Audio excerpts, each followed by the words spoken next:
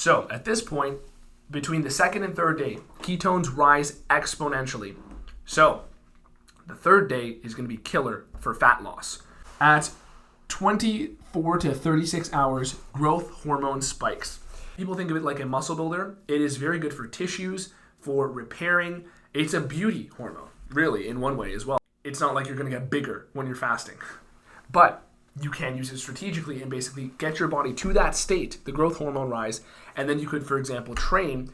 And then if you want to cut the fast off at 36 hours, then guess what? You start eating your meals. You start getting enough protein in, and getting that positive nitrogen balance post-workout, post-fast. This is how you can not only maximize better muscle growth, but it's a strategy that's actually great for your longevity, because growth hormone is a longevity hormone in a lot of ways. This is also why people who are, famous actors and people who are, celebrities, they will use growth hormone.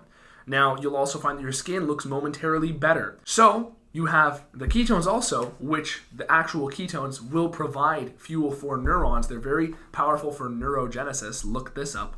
So we know that ketones are powerful for neurogenesis and neuron signaling and within one another.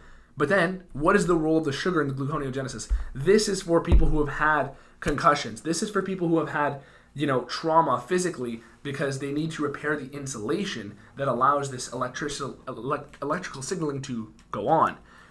This is, again, why low-calorie diets that are 500, 600, 700 calories a day, they are more taxing to your body and more hassle to actually do to lose weight, because you're basically telling your body, we don't even have scarcity. We are in an outright famine. That is the benefit of fasting. Fasting is actually telling your body, what you're communicating to your body by fasting is saying, look, we have an abundance of stored fuel. I don't even need to eat. Hey there, AnthonyRomano here. In case you don't know who I am, I've been doing keto for the past 10 years and coaching people throughout that time. And essentially, I've worked with some top executives, some top athletes, and mainly people with more severe problems and stuff like that, and counseling them with brain injuries, diabetes, things like that. So essentially in this video, what I'm going to teach you is the fasting timeline, which courtesy of, I believe it was Seamland's image that he actually made his infographic. But here's the thing. There's a lot of information that people won't tell you about the benefits and the timeline of fasting, because a lot of this stuff is going to come from practical experience of coaching people in certain scenarios. So essentially, you're going to learn a lot of key takeaways in this video that are basically going to teach you when to do certain fasts, when to cut them short, when to draw them out more, and basically you're going to understand exactly when to do certain things. So this is going to be a massive video. I highly encourage you to like it and subscribe. And if you have any questions for me, make sure to leave them in the comments below, or if you want a quicker response where I can actually reply to you with voice messages, go to my Instagram and send me a DM. Now, before we get into this video though, the Keto Shred Program, my Mona Lisa of fat loss book, is currently on sale for one more day. Okay, one more day. If you're watching this video and you go to my website, link in the description, romanoketo.com, and it's still on sale, that's your chance. Because if it's not on sale, that's your only chance to get 35% off of my best program of fat loss strategies laid out for you. All you have to do is fill in the blanks. It's incredible. But that being said, if you want to go deeper, you can also reach out to me and we can work one-on-one. That is my Sistine Chapel, if the Keto Shred Program is the Mona Lisa. So let's get into this video.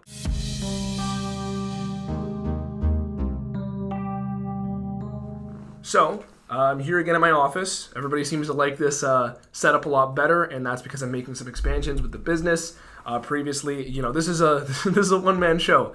So I've expanded that, and I have some other people on the team, and basically things are growing. So thank you to everybody for the support. Let's get into the video. This one's going to be a little bit longer. I already know that because I always say they're going to be brief, but they're not. But this one actually has a load of different elements to it. It's so versatile. So I'm going to pull up this little infographic.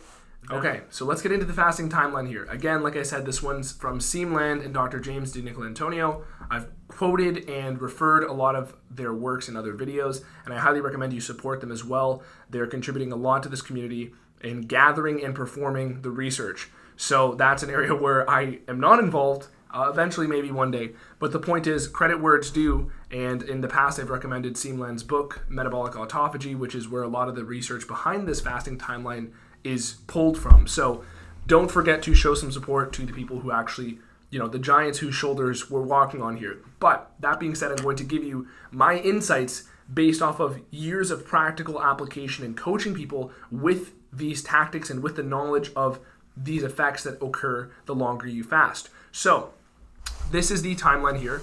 Let's take a quick look first and then we'll break it down. So, hopefully this is not reversed. I'll have to fix that in post. So, I was hoping this would be a quick video to edit. So anyways, here's the thing. Side note, I thought it would be very appropriate to film this video because I'm currently 2 days into a fast. So, if you catch me stumbling on my words or seeming like I'm not as sharp as I could be, well, challenge accepted, because that's not going to happen. So, that's actually why I'm doing this particular fast, for clarity, because I have a lot going on with the expansions of this business, etc. So thank you for the patience with the videos and all that. Let's get into this. So, keep in mind, getting into ketosis does not mean that you have to lower your protein, crank it to the bottom, and skyrocket your fats. This is completely false. This is one simple way for therapeutic reasons to use keto. However, the main thing is that this was derived from the standard ketogenic diet, which is basically used for epileptic children back in the 1920s, basically 100 years ago. Everybody took that format and just ran with it and said, yes, this is what keto is, because that's what we had to do when we had to first medically apply it. That's not how keto has to work for everybody, and in fact, that ruins a lot of people's progress and results. So if you have any questions on that, please leave them down below or send me a direct message on Instagram.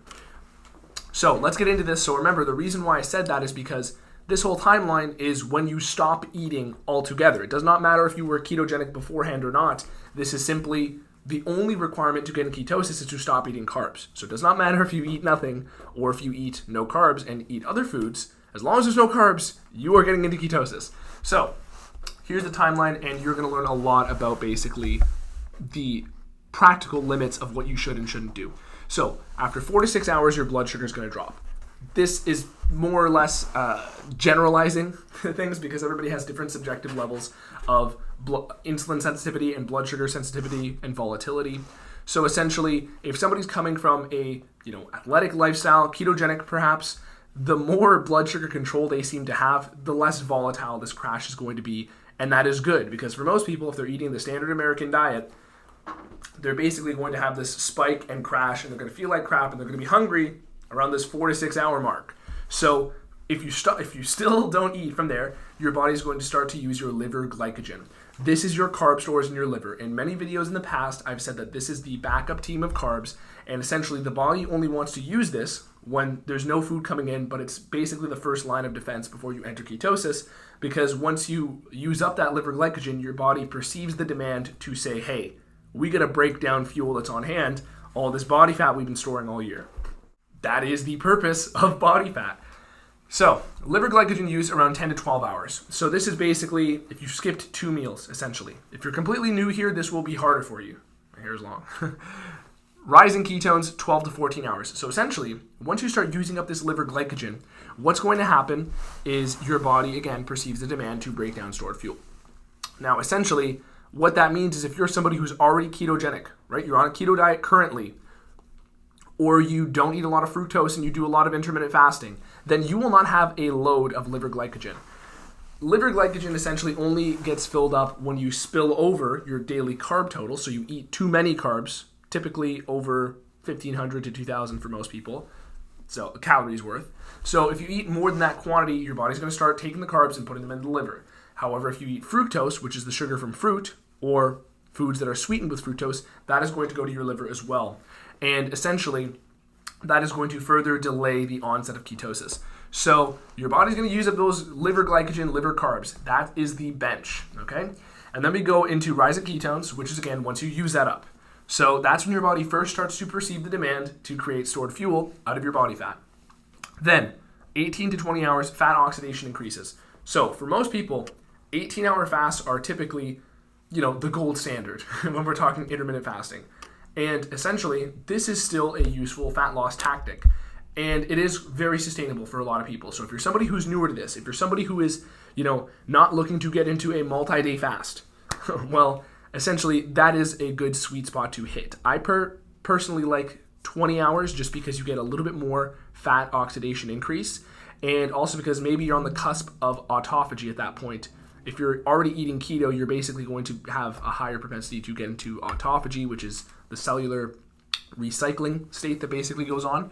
But essentially, 18 to 20 hours, fat oxidation increases. Why? Because you have this ketone increase, and over time, as your body gets used to things with ketosis, your body basically is going to start prioritizing ketone usage for the brain rather than for body, muscle tissues, and things of that nature. Fatty acids are going to be used for those purposes more readily, because the main purpose of ketones in evolutionary theories and hypotheses is basically that they're just meant to be an alternative fuel for the brain. Not even alternative, they're meant to be the dominant fuel of the brain, the sort of default, right? That's one thing I can say without having to make an argument. They're meant to be a default fuel because when you don't have food, that is the default state that your body enters, right? It seems far more likely that we would have less access to food than more in evolutionary times.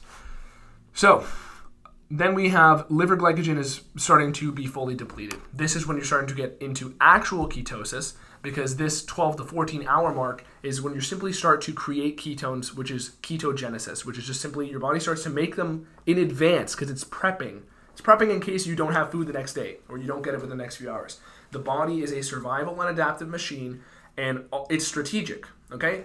And here's the thing, because you are here watching this video, your ancestors had to have the best strategies in their genetics in order to survive.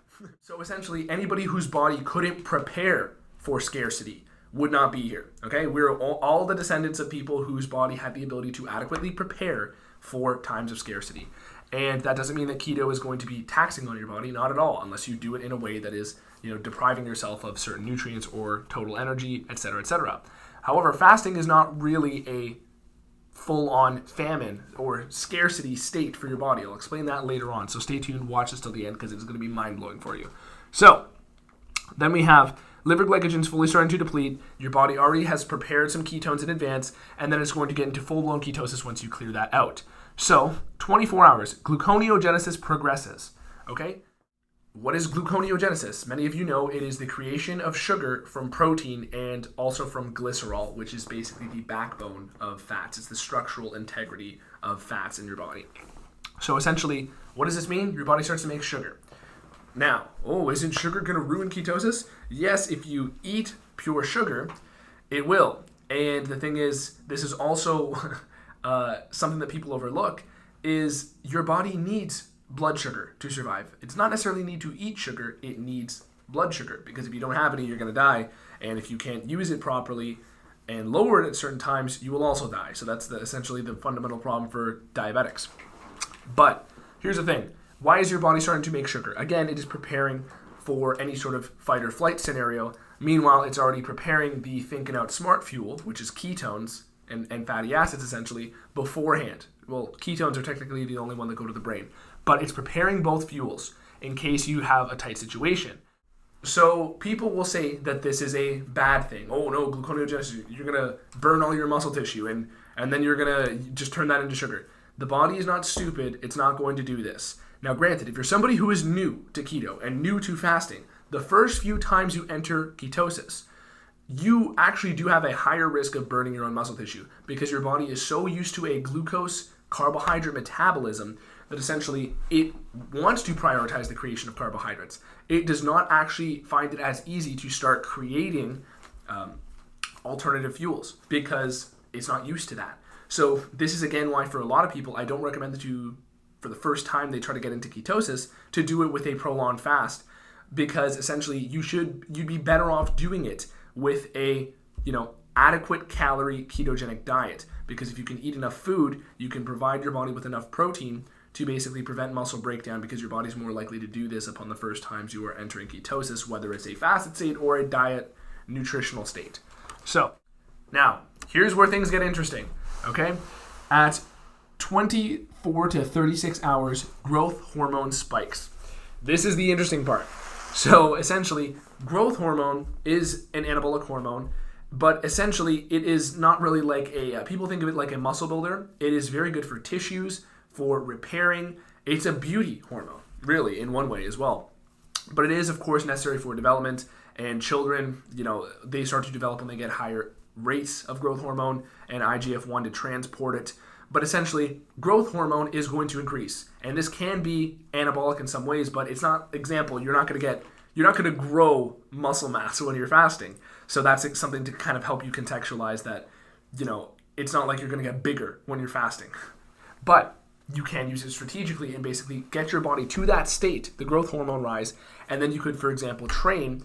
And then if you want to cut the fast off at 36 hours, then guess what? You start eating your meals, you start getting enough protein in, and getting that positive nitrogen balance post-workout, post-fast. This is how you can not only maximize better muscle growth, but it's a strategy that's actually great for your longevity, because growth hormone is a longevity hormone in a lot of ways. This is also why people who are, famous actors and people who are, celebrities, they will use growth hormone. Now, you'll also find that your skin looks momentarily better during that time, right? I mean, I just kind of passed that point. I think it's not looking too bad. But I'm also quite tired and haven't eaten 2 days. So the thing is, growth hormone's going to increase. You're going to feel a little bit better at this point. But if you're new to fasting, don't dive this far in right away, because it's going to be way too taxing for you. You have to learn how to do it right. Go to my other videos to watch and learn this, and hit me up and I will help you implement this. But after this, autophagy increases. So this is when your body is actually starting to recycle and basically get rid of things that are serving little purpose. So this is a very reparative state, but you're just entering it around the 2-day mark. So that's probably quite where I am at this point. And you'll notice at this point, you start to get pains in certain areas. Example, if you had an injury, like for me, I had an injury in my ankle at one point, and also I'm trying to show off my shoes a little bit. Just kidding, not really. I'll get a little bit of pains in the certain areas of scar tissue. And essentially that is, a minor inconvenience. It doesn't really happen, but I've seen plenty of forum posts from people and research where people who were in car accidents years ago, and a decade passes and they fast and they have a pain in the same spot where there was scar tissue. The body is breaking down dead proteins and recycling them. This is why our ancestors, if there was no food around and they got hurt, like if you got attacked by a bear, this is a favorite example of mine to use that was in the Keto Manifesto, so go watch that video. If you got attacked by a bear, like The Revenant, okay, or some other movie, and the bear for some reason leaves, how do you get out of that situation? How could you get up and pass on your genes if you hadn't already had kids? Well, our ancestors would have had, the only thing they could do is lay there.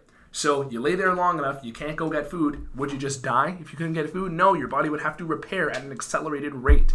So if you're somebody who's trying to fix certain problems in your body, you were a smoker, right, for years, or you maybe had some liver damage at some point in your life, then this is again where if you have certain things you want to repair besides just the obvious surface level injuries, this is where you want to get to, at least 2 days. Now, I'm going to cut this off, take a little segue here. One general rule I have for fasting that's going to change the way you look at the rest of this video is I generally have found that it's less useful for people to fast longer than 5 days. You'll see why later on, but realistically, only a few subsection of people out there actually need to fast for longer than that. Now, funny enough, I've worked with a gentleman who's quite a top-level power lifter. He's going to some pretty big events this year. And this gentleman, one of the most fascinating people I've worked with. And I've worked with some pretty interesting people. But this guy, he fasted for 40 days straight.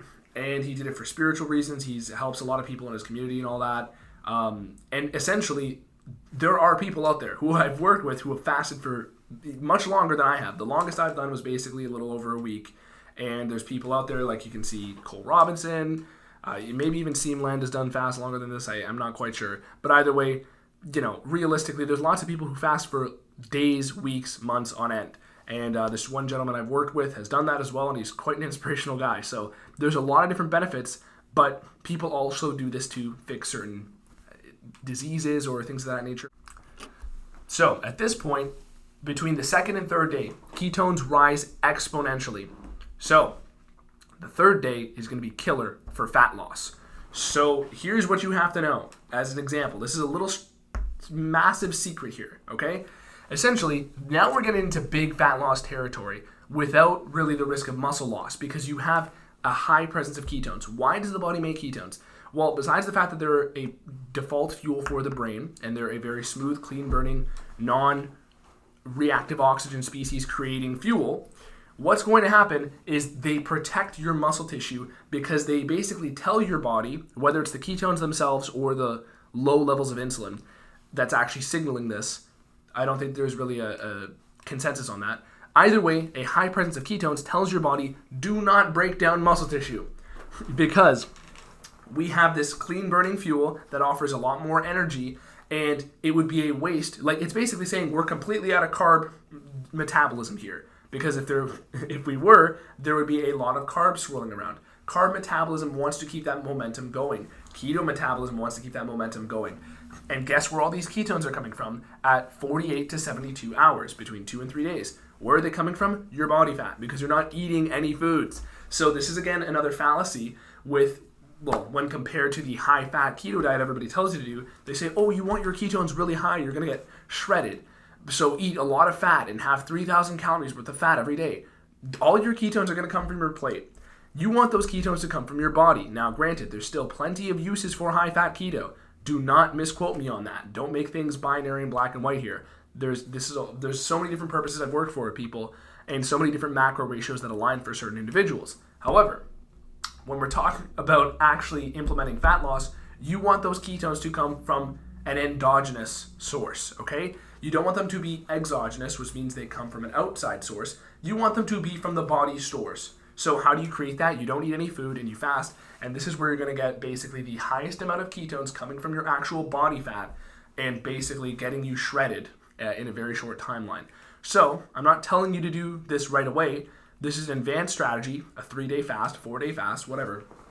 But essentially, if you are in a pinch, one thing you can know is that, let's say you have a vacation coming up or a wedding or a bodybuilding show and you're behind, you can hit a 3-day fast and possibly even push it to 4. And if you're only doing that fast for aesthetic and cosmetic reasons, then guess what? Your skin's going to look nicer based on the day before. And then on the 3rd day and perhaps 4th day, you're going to get shredded at an accelerated rate. Now, does this mean this is the best way to get shredded? No, I actually find that it's better to not do these, fasts all the time unless you really enjoy them and are used to them. And there's a lot of other strategies that are far more balanced for people, okay? All of these are written in the Keto Shred program, and I have a dozen fat loss accelerators in there as well to actually make it so much easier to get shredded effortlessly. Fasting for 3 days is not quite effortless for everybody. So it's just something that you should know to keep in your back pocket. Okay? So, also on this day, gluconeogenesis is going to peak. So, doesn't this just counteract everything we just said about the fat loss? Not necessarily. So again, if you are somebody who's not used to keto metabolism, you do have a higher risk of losing muscle tissue. But if you have this high presence of ketones, that's going to basically offset the propensity for your body to pull protein from your muscle stores to actually burn into sugar. Because it's just doing this to keep you alive, to keep you alert, to make sure you have enough fight or flight fuel. And essentially, it's going to just do this as a survival mechanism. It's not going to do it as something that is basically you're going to die, famine sort of state. Especially because if you recall, the ketones are rising at an alarming rate before this happens as a preventative measure to make sure you're not burning your own muscle stores. And here's the thing. Not everybody's going to tell you. Ketones are structurally similar to certain amino acids. So particularly the BCAAs. Now, what do the BCAAs do? Why do people buy BCAAs? Because they're anti-catabolic. So they'll also say, do a fast and make sure you take your BCAAs. Now, actually, you can do that, but it's not something I'd recommend all the time on your fast. But ketones, being structurally similar to leucine, isoleucine, and valine, basically, that shows your body, hey, rather than using our protein and amino acids from the body, ketones can sub in because they're structurally the same. The body can use them for similar purposes. So this is another element of muscle loss protection that people do not understand about ketosis. Granted, it still happens in the ketogenic nutritional eating state, but there's a reason why this timeline adds up the way it does. The ketones are rising so that the body does not have to waste muscle tissue.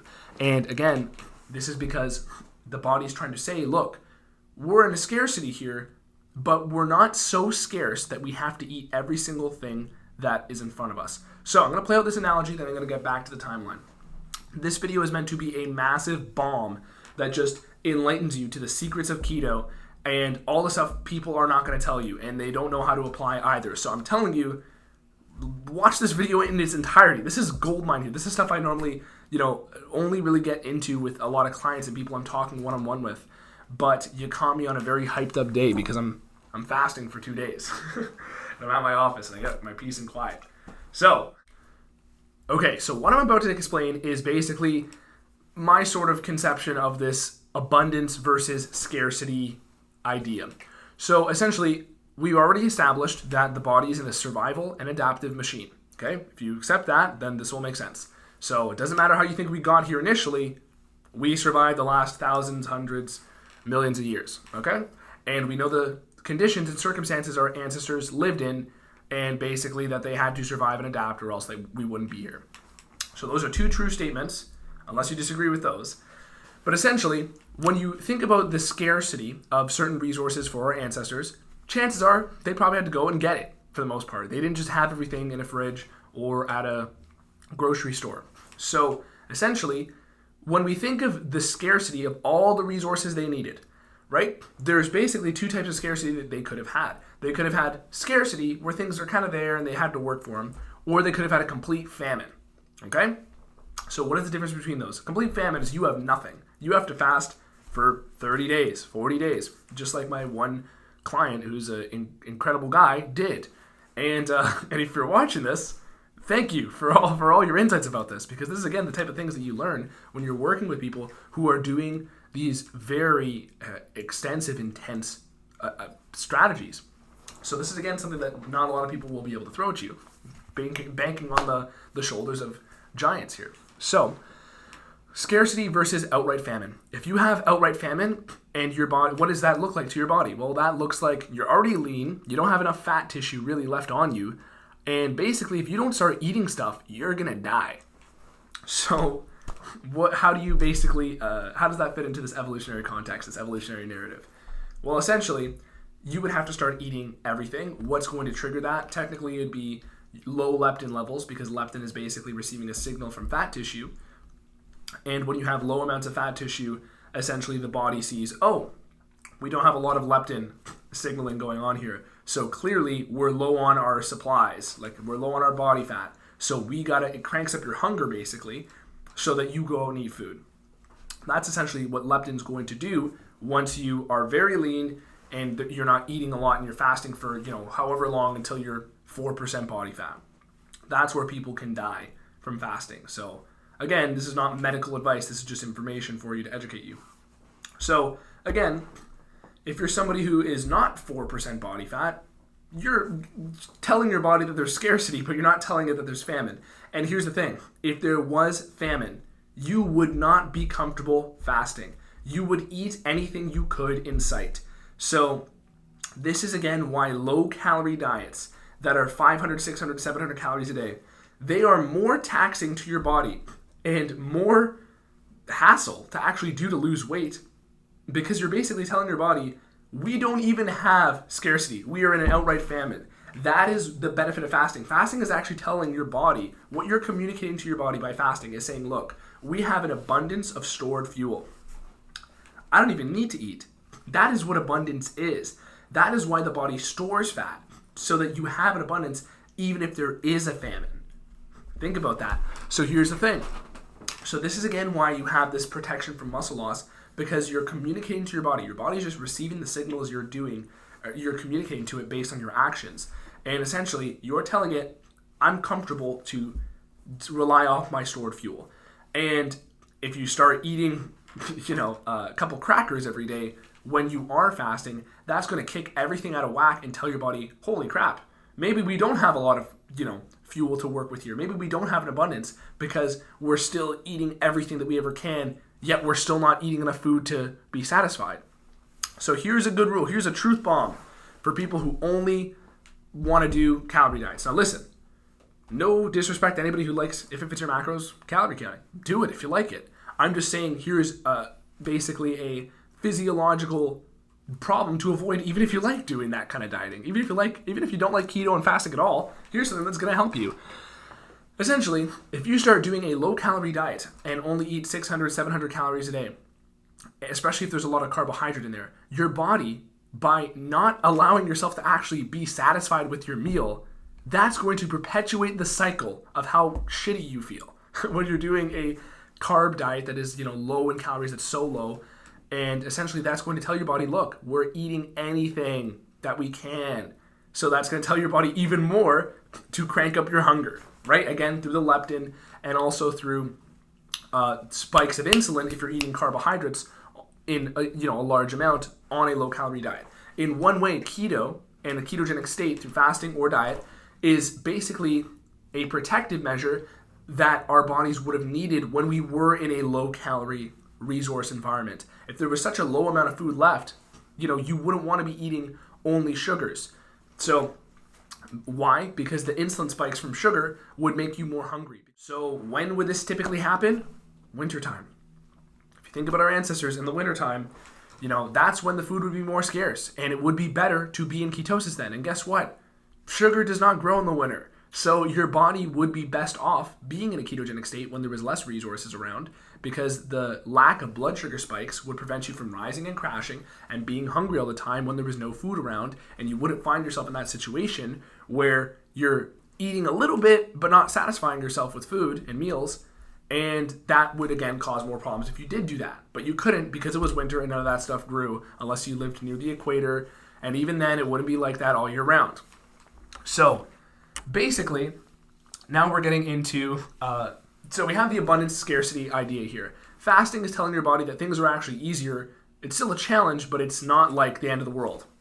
Doing low calorie, just snacking on things while you're doing lots of fasting, or basically close to fasting, is basically telling your body, hey, we're trying to get in ketosis and then we stop. We're trying to get in ketosis and then we stop. And you're preventing your body from getting to these points where you essentially are activating these other preservation and reparative mechanisms. So, back to the timeline. Thank you again, Seamland, Dr. James DiNicolantonio. Ketones are going to rise multifold before and after the gluconeogenesis. So again, preservation, because your body is not trying to waste all of its good resources. And obviously body fat is quite expendable. So from here, day 3 to 5, your blood sugar is going to be the lowest. Why? Because there's this reciprocal relationship with your ketones and your blood sugar. So when one is low, the other one, when your sugar goes low, typically your ketones are going to raise to counteract that. Now, and this is also seen in people who eat carb diets, if you train, guess what? You're making more ketones. If you go to sleep, you're making more ketones. You're not technically in the ketogenic state in ketosis, but ketogenesis is occurring. And this is again why keto is a part of life. This is a video that should hopefully open your eyes to the fact that anybody is in ketosis, creating ketones every single day of their life. So anybody who says keto is unhealthy, well, explain to me why your body makes ketones when you're sleeping, why it makes it just after you finish working out. This is called the Cortis-Douglas effect. I have a video on it. You can read about it yourself. The body's always going to make ketones when you use up sugar because it is meant to be the think and outsmart fuel. What does that mean? That is my own term. I don't think I've heard anybody really say that before, so I'm taking credit for it. But in the Keto Manifesto video, I explained that carbs are the fight or flight fuel, right? They get raised by cortisol, the stress hormone. They are liberated so that you can just act quickly and get the hell out or kick somebody's ass or an animal's ass, right? Save somebody. That is carbohydrates. They're a quick burning fuel, but they come at a cost because they create more reactive oxygen species when you burn them, more pyruvic acid. They're more basically wasteful. It's like the NOS in the Fast and Furious movies. It's like going to burn out your engine if you're running on them all the time. You're going to run into metabolic problems. You're going to run into insulin resistance. You're going to run into brain glucose transport issues, which I've actually helped people with. Essentially, I've had athletes who basically were incredible athletes before, but after they've retired, they essentially burnt out their glucose system in certain ways from just years and years and years of ridiculous calorie amounts, ridiculous carb amounts, and using them. It creates more waste, and you create glucose transport issues, and this is essentially the primary theory behind Alzheimer's dementia. I have a balanced amount of glucose currently, but ketones are rising to make you sharper. The energy is just me being a weirdo. but the sharpness and clarity and precision with the ideas is why I do this. It's why I do these long fasts, because I just have so much on my plate right now you can't even imagine. But it's a good thing because it means more stuff to help out, and I really love connecting with all of you watching this video. So if you're still watching this at this point, I greatly value you, and thank you, and get in touch with me. Let me know if you got here. So ketones rise multifold, the think and outsmart fuel, because when you ran out of fight or flight fuel, well, you can't fight or flee anymore. So what can you do? You can outsmart. Again, survival and adaptive mechanism. The body is not stupid. And it makes sense because if you couldn't get more clarity and essentially better mental focus after you burden yourself out physically, well, then you'd die because there's no extra advantage here. So this is why, again, I used keto to help people in very top business positions. I've had multiple CEOs who have gotten, smarter and done better and gotten, farther along in their careers. I've had people, ordinary people as well, some other people who were, athletic and whatnot, but they do better in their job. They get promotions, they get, a new car, a new house, stuff like that. Because when you are performing this way with the mental clarity effects, it will just compound and exponentially explode your life. It did for me. I did that when I went to law school. I've said this before in other videos. I skipped 3 years of law school. So, and I had to, sink or swim when I got there. So the way I basically tried to support myself with this was with the right type of keto, lots of fasting, and a lot of little tweaks and experiments, because over 10 years of keto, you learn how to tweak with things, and I've ran into all the boundaries, all the walls, but the point is, mental focus increases because this is the think and outsmart fuel. Apparently, it's also the ramble on a topic fuel, but maybe that's just me, my own self-criticism here. So, after day 5, growth hormone flattens. But actually, before I get into this, I'm going to touch one more thing on the gluconeogenesis point. So, a lot of people have talked about the brain reparative effects of autophagy and of gluconeogenesis when you're in that autophagic state. How does that work? Well, anytime you're producing glucose from your liver, it is better able to repair the brain. I've heard people talk about this. Basically, the body does not want to repair the brain with contaminated sugars. So basically, when you think about a diesel truck driving by, an apple farm, where does that carbon dioxide go? It has to go into the plant, photosynthesis, cellular respiration. We were all taught this in grade 3, but nobody remembers it. I've heard people talk about that. So that's the first part that actually some people have spoken about. There's been some people speaking about it in my comment section who have sent me studies, and I really do thank you for that. There's one young gentleman named Steven, didn't forget you, Steven, who has sent a lot of those studies in the past, years ago even. You've been around for a while, Steven, so thank you. But essentially, there's a lot of research out there that basically the brain can repair with this sugar from the liver, because there is basically cellular respiration going on in most of the foods that actually contain sugar, okay? So plants have to neutralize the carcinogens out of the air, and if you basically take a terrarium and you fill it up with, if it's the same circumstances as, a diesel truck driving by a highway, that waste has to go somewhere, and the plants clean the air out for us. It only makes sense that they neutralize it in their sugar, and that's where they get rid of things. Like, where else does it go? It goes in the sugar. We know this. You can see from certain studies. Look it up, because I'm not going to post them here, because this video is already long enough, and I have enough on my plate to post citations when I really want to encourage you to think for yourself anyways. So, when you have contaminated sugar, the brain is never going to use it to repair. The heart and the liver will basically never use it to repair. Organs will not, because if it is contaminated, well then guess what? You start creating cancer. You start creating all these other problems, because the body basically has misshaped proteins is what it will do. So the body intentionally prefers to heal them in the autophagy state, right? It intentionally prefers to heal them with ketones and fatty acids, because they are not containing the contaminants that sugars can. I'm not going to get into that. You can verify that part yourself. But what I am going to say here that is new is a lot of the brain repair from this gluconeogenesis is probably more so to the insulation of the brain. Basically, the brain and all these other tissues in the body are glycating and creating this extra waste from sugar, and this builds up these plaques, these beta amyloid plaques that are characteristic of Alzheimer's dementia and that sort of thing. So there's 2 ways on the road here that the brain actually can repair and other parts of your body can repair. Number 1, if anybody grew up with siblings or multiple women in your house, there was nail polish around, right? What is nail polish? That's acetone, ketone body.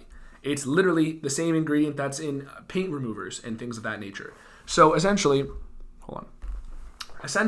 this is meant to break down plaque. That's what it's literally a ketone. You can go and verify in your house, but nobody speaks about this. Now, I'm not telling you to eat that. It will kill you if you drink those things. But what I'm saying is, this is literally one of the ketone bodies: acetone, acetoacetate, and beta-hydroxybutyrate, even though it's technically not a ketone body, but it functions as one. So from there, you have this clearing of plaques. So if somebody has burnt out their glucose system, right? They're using they're creating a lot of glycation. They're building up these plaques. You have the ketones that are literally going to wash it away. And also, now you have the gluconeogenesis to distribute clean sugar to glimpse cells. So what are the glimpse cells? The glimpse cells in the brain are basically they're the insulation. This is a great analogy, I believe it's from Dave Asprey. The glimpse cells are like the insulation. Meanwhile, the neurons are like the, workers that are the current moving through. That's actually what's sending signals and whatnot. So in the brain, electrically. So you have the ketones also, which the actual ketones will provide fuel for neurons. They're very powerful for neurogenesis. Look this up. So we know that ketones are powerful for neurogenesis and neuron signaling and within one another. But then, what is the role of the sugar in the gluconeogenesis? This is for people who have had concussions. This is for people who have had, trauma physically, because they need to repair the insulation that allows this electrical signaling to go on. Now, I'm getting very derivative here, but you got to understand, this is the way I like my videos to be. I want my page to be the best source of information so that people with any sort of disposition can come here and learn something valuable. They learned, what's the best way for short-term fat loss? 2 days? Okay, 3-day fast, right? Put that in your pocket. Somebody ever gets hit in the head? Well, one valid way might be to fast and get to that point where you have advanced gluconeogenesis and ketones going on, right? Put that in your pocket. That's what I want these videos to be. And I'm telling you, the content I have with my coaching is so much better. Like, it's so much better to have this work one-on-one. So if you're already watching at this point, just send me a message on Instagram. Tell me you got here, and I will do my best to help you out and give you as much advice as I can. I'll even have a free call with you, especially if you're getting to this point in the video. So, essentially, now we're getting into blood sugar's the lowest on day 3 to 5, or growth hormone flattens after day 5. So a lot of the benefits, because growth hormone is essentially making the motion of a lot of these other benefits and cascading results that go on here. Growth hormone is almost like a catalyst for them. And it raises because there's no food coming in, so the body has to start mobilizing things. So from there, then we have it flattens after day 5, and then metabolic acidosis. So essentially, after day 5, there's really no extra benefit. Now, granted, I believe there was another timeline I'd seen from somebody that goes even longer than a week. And essentially, you can find ways to sustain the benefits here. After day 7 or so, things are going to downregulate. The body is going to downregulate how much you're burning your own body fat, because what's going to happen is it's going to say, look, we started off strong. We wanted a good little boost to make sure we got out of that problem, but things might be like this for a while. So it's going to downregulate how much body fat you're burning, which is again why 4-day fasts are kind of like a sweet spot for a lot of people, unless you have a certain issue of some sort, in which case contact me as well. I'll do my best to give you some information. And also, to me, that is why I don't necessarily prefer alternate day fasting. So alternate day fasting, why, a lot of people like it, so that's great. If you like that, keep doing it. I know there's a couple of people who are really adamant about it. It's good, but to me, I'd rather just delay the gratification for an extra 2 days and get the extra benefit, pass the marshmallow test, essentially, and then go into an eating phase. To me, I'd much rather do that, because if you're doing 1 day on, 1 day off, look at the difference here. You're missing that 3rd day where you're just slamming the growth hormone. You're just basically slamming the fat burn, slamming the muscle protection, and you're not halting this process. So the body wants to keep you in the most abundant state as much as possible. So this is again why it's addictive for people nowadays to just sit on the couch, eat potato chips, and wants to do the easiest thing possible to survive. So this is why it's actually harder to fast in the beginning. This is why it's harder to essentially go shorter than it is to go longer. So to me, that is, again, why I find it a lot more practical. Somebody who is fully keto adapted and maybe just you're living the lifestyle, your best route is probably 4 days. If you're going to just occasionally do fast, do a 4-day and then go back to your routine of eating. And for me, I like to recommend for a lot of people, do a 4-day fast and then do, without taxing yourself with any of these strategies. But this is how my lifestyle kind of works and a lot of people I've coached. People who are elite performers, seriously. 4-day fast once every couple months, and then you go to keto as your standard. But then any day you want carbs, you basically can carb backload them, slam a workout, have an amazing workout, and then eat even the junk food carbs as long as you're getting them from cleaner sources. And then from there, maybe the next day you have the carbs before the workout, and you can basically live in this freedom from food cravings, but you can have the foods whenever you want and you actually get better results. You actually break the rules and make them work for you. So that's the best way to sort of handle the lifestyle here. But as far as the rest of fasting stuff goes, this is again why I don't necessarily prefer alternate day fasting. However, a lot of people do. To me, I just much rather get the benefits of 4-day, and that would be a good little shock to the body. And then basically you go back into your routine.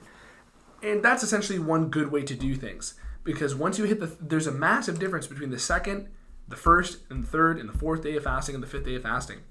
So if you're going to do a fast, you don't need to do 7 days all the time unless you're trying to repair an injury of some sort or something like that.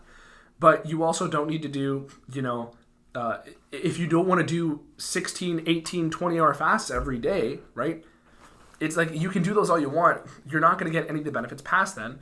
But if you do it all the time, you'll get a little bit more benefit. But if you also just want to eat all day long, you can eat all day long and then go into a long fasting period. So this is essentially the summation of all the different strategies you could deploy as far as fasting goes. Now keep in mind, fasting is not for everybody all the time. If you have the ability to fast, it's a good marker of metabolic health, insulin sensitivity, blood sugar control, all those things. However, and all the longest living people in the world, all the centenarians in a lot of studies have always had good blood sugar control and relatively lower insulin. So it's a great longevity tactic in that way as well. But here's the thing. The point is, fasting is not for everyone, and there's a lot of other strategies that can get you to goals almost as quickly, just as quickly, basically, that don't require you to fully outright fast. This is a thing that you're going to do for a specific reason. The gentleman I worked with before did it for spiritual reasons. That's why he did 40 days.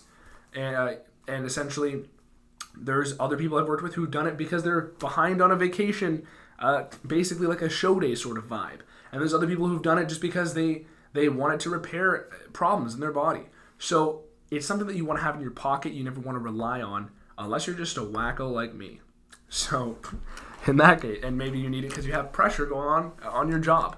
So, and all in your business. So that's the type of thing that you will use fasting for. People will think it's very strange. It might come off weird if you're somebody who's never seen my videos before. But basically the point here is get the Keto Shred program and reach out to me coaching-wise, because there's a million other strategies we could use to get you to your goals if you're pursuing a goal that doesn't, you don't want to just be going fully hardcore with right away and doing the hardest thing possible. So that is it for this video. Please leave me some comments. Please leave me some feedback on how you would like this longer style video. That will help me out tremendously, because this one is a freaking seminar, man. I don't even know how the hell I did it, to be honest. But thank you also to Seamland, Dr. James DeNicola Antonio, and also the motorcycle gangs that like to drive by my office for some reason. I don't know why it's only motorcycles here, man. But anyways, that is it for this video. Thank you for watching. Subscribe, like, and hit me up, and I will do my best to answer your questions and help you out as much as I can. Thank you, Anthony Romano. Peace.